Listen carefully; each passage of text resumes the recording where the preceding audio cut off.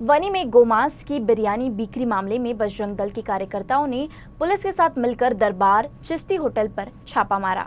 इस दौरान कुछ असामाजिक तत्वों ने पुलिस और बजरंग दल कार्यकर्ताओं पर हमला कर मारपीट की।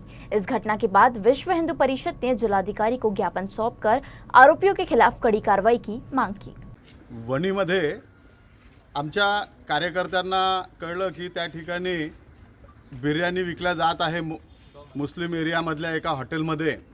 कार्यकर्त्यांनी शहानिशा करण्याकरिता बिर्याणी बोलवली आणि ती बिर्याणी गौमासाच्या तुकड्याची आढळली।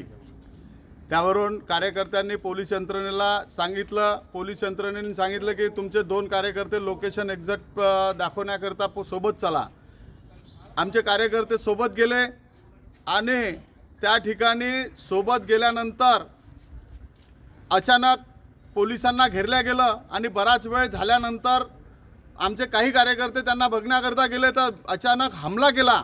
60-70 लोकांनी हा अमानुष हमला केला आणि या हमल्यात आमचे बजरंग दलाचे सहसंयोजक जखमी झाले।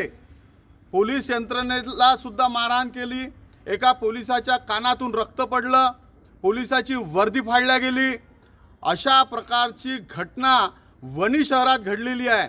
एकीकडे या महाराष्ट्र राज्याचे मुख्यमंत्री म्हणतात जागो तो एक बार हिंदू जागो तो, जागे थे एक बार वीर शिवाजी, जागो तो हिंदू एक बार हिंदू जागो तो असे जेव्हा मुख्यमंत्री म्हणतात आमची संपूर्ण हिंदू जनता जागली आणि ते जागली म्हणूनच या महाराष्ट्रामध्ये एवढ्या भरघोस प्रमाणात हिंदुत्वाचं सरकार आलेलं आहे।